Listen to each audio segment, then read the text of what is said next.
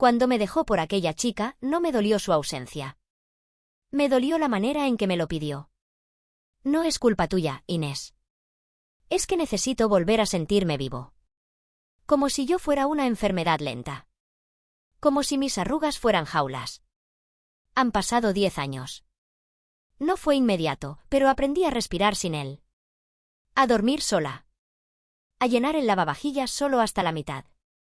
Lo que nunca imaginé es que volvería a llamarme. Que después de tanto, él sería el que buscara volver. Y que yo ya no tendría sitio para él, ni en la cama ni en la memoria. A veces me pregunto si fui injusta por no odiarlo. Porque no lo odié.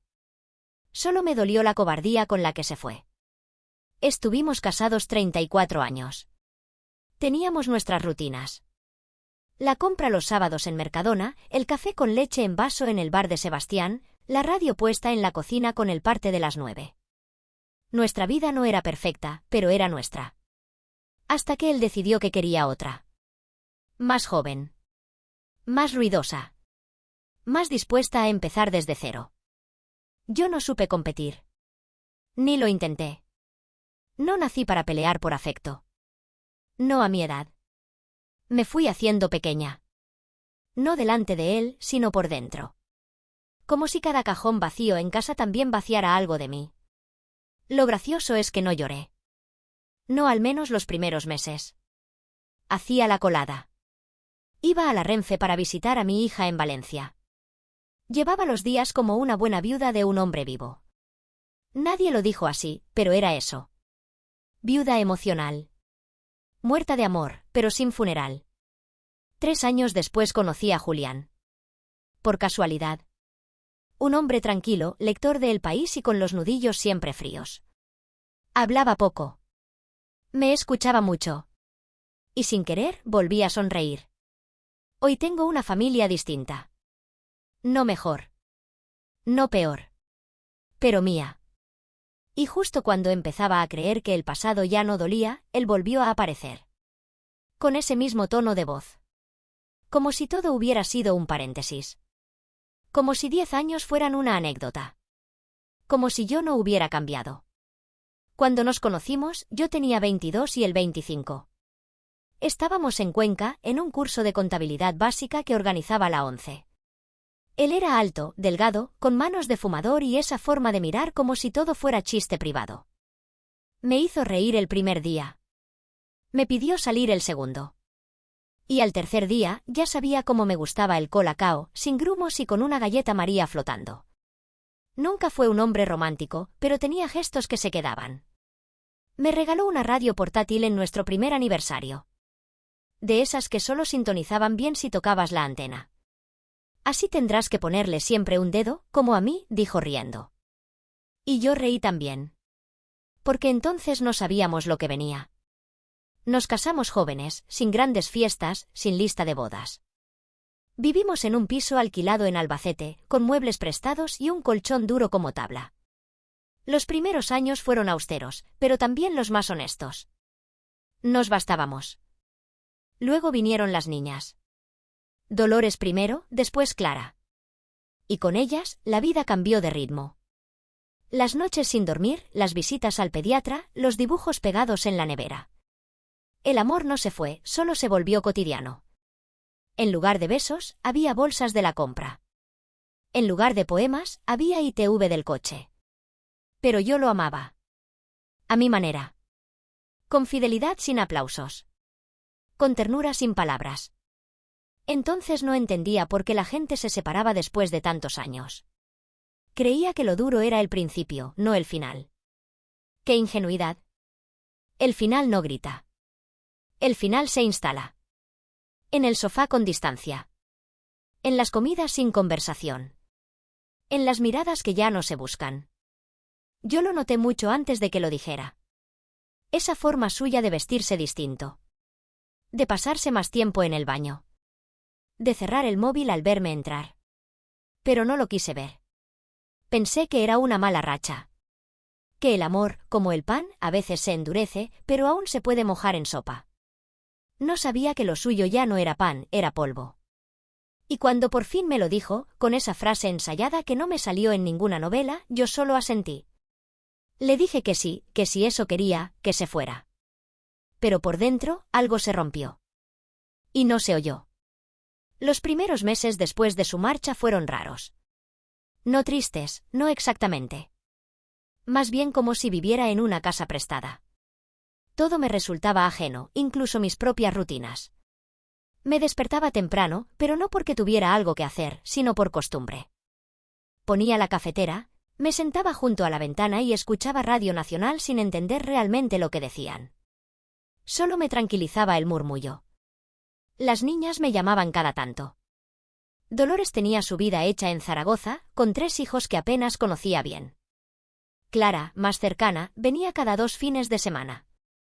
Al principio venía con rabia, como si tuviera que protegerme. Luego, cuando vio que yo no me desmoronaba, empezó a venir con menos frecuencia. Me acostumbré al silencio. A comer sola. A hacer la compra en Mercadona sin prisa, escogiendo la fruta con exagerada atención, solo para no volver tan pronto a casa. La casa, siempre tan limpia, tan ordenada. Pero sin calor. Como una habitación de hotel que nadie ha pisado en semanas. Un día, sin pensarlo demasiado, me apunté a un taller de lectura en la biblioteca de Cáceres. Lo anunciaban en la contraportada de El País. Era gratuito. Fui más por no estar en casa que por amor a los libros. Allí conocí a Julián. Un hombre discreto, con barba blanca mal recortada y voz de locutor. Leía despacio, como si saboreara cada palabra. Hablábamos poco al principio. Luego más. Luego sin parar. No hubo un momento exacto en el que empezamos algo. Solo pasó. Me escuchaba. Me preguntaba por mis hijas. Me traía recortes de prensa que pensaba que me interesarían. Y un día, sin más, me tocó la mano mientras hablábamos de un cuento de Natalia Ginzburg. No la retiré. Tampoco avancé. Solo dejé que se quedara ahí. Fue la primera vez en años que alguien me miraba sin juicio, sin prisa, sin expectativas. Con él empecé a salir de esa viudez extraña que nadie nombraba. No hablábamos de pasado. No preguntaba por mi exmarido.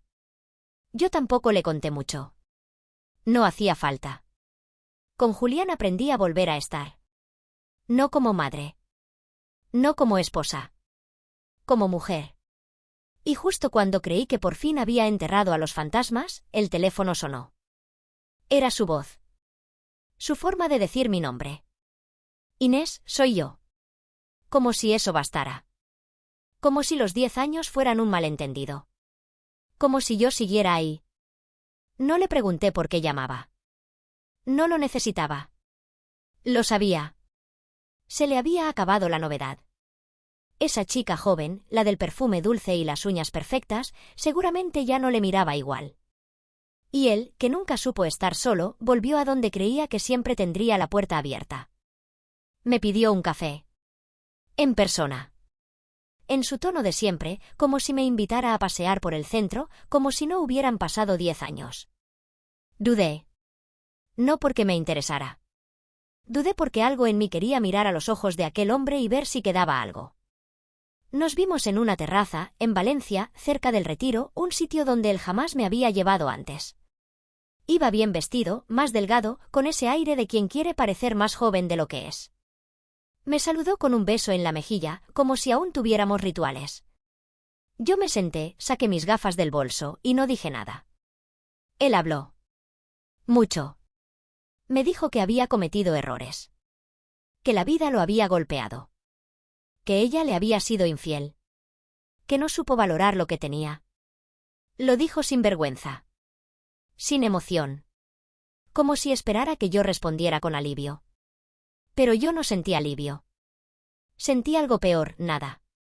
Le observaba mover las manos, ese gesto que usaba cuando mentía, y lo único que pensé fue que ya no era mío. No porque me hubiera traicionado. Sino porque ya no cabía en mi vida. Me habló de volver.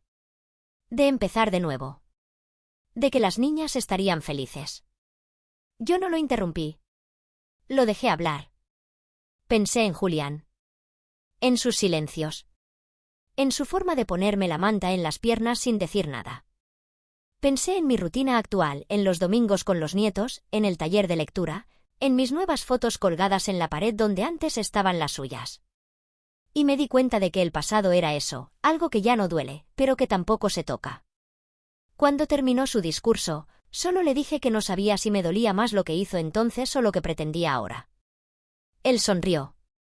Siempre fue de los que creen que el perdón es automático.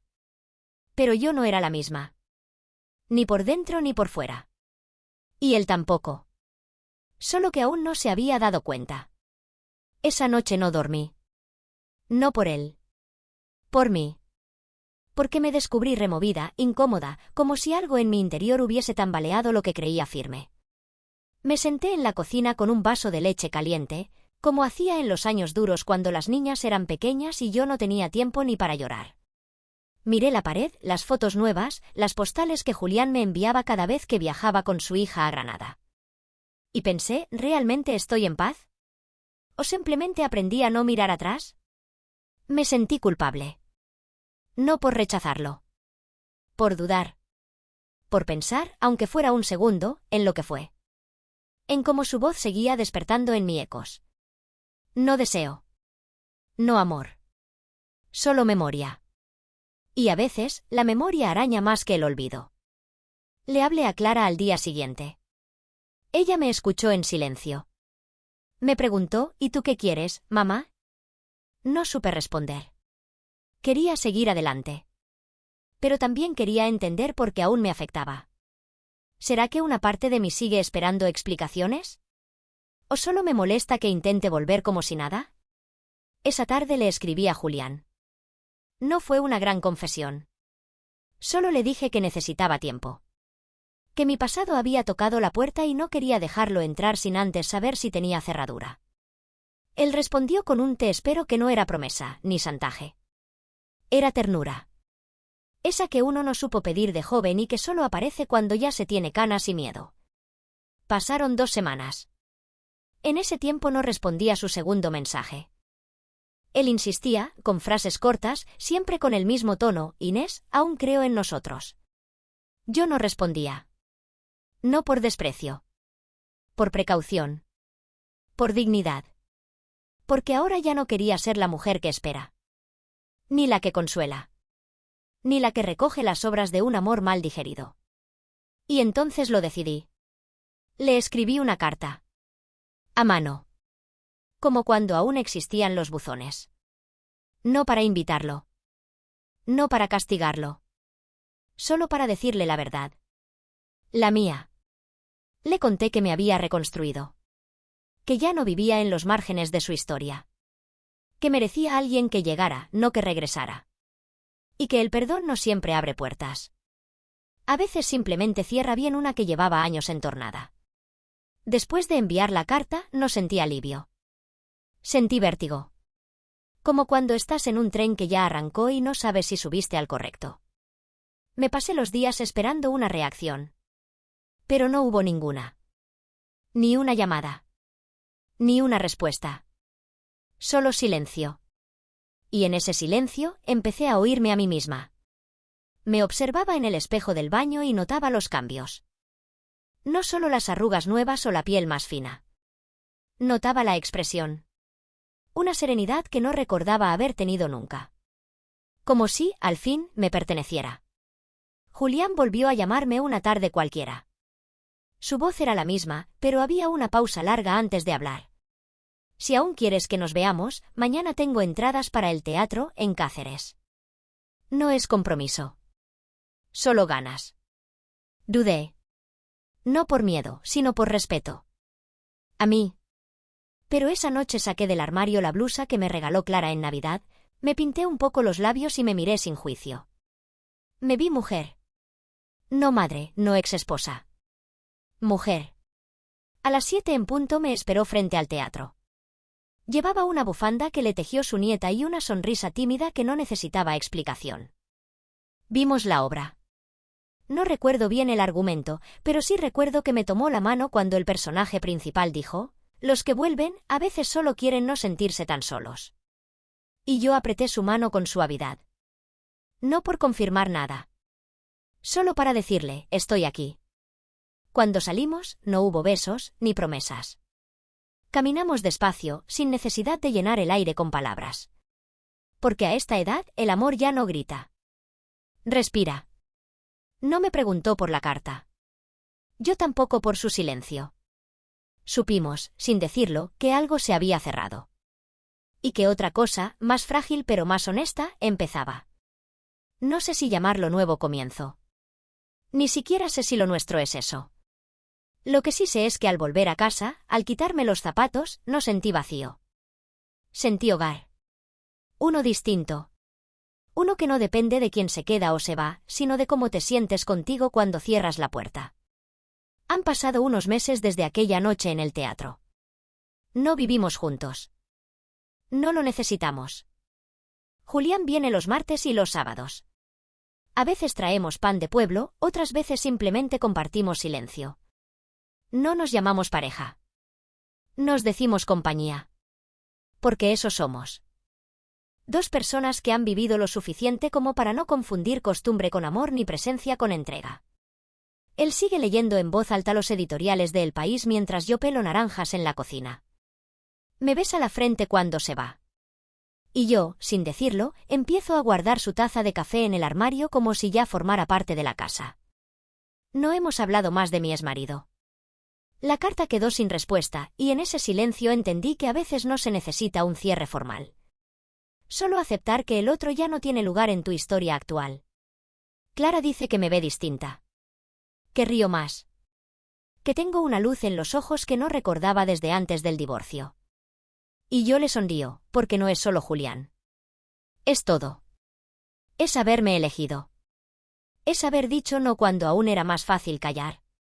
A veces, cuando doblo la ropa o barro el balcón, pienso en aquel día en que me dijo que se iba para sentirse vivo. ¡Qué ironía! Porque fui yo la que, con el tiempo, renació. A esta edad no se ama igual. Se ama con memoria. Con cicatrices. Con la calma de saber que no todo dura, pero algunas cosas valen. Y ahora, mirando por la ventana, mientras el sol tiñe de oro los tejados de Cáceres, solo puedo decir una cosa con certeza: no quiero volver a enamorarme. Quiero seguir sintiéndome viva. Y si tú, que me escuchas, crees que ya es tarde, déjame decirte algo que aprendí cuando me quedé sola. Nunca es tarde para volver a casa, aunque la casa seas tú,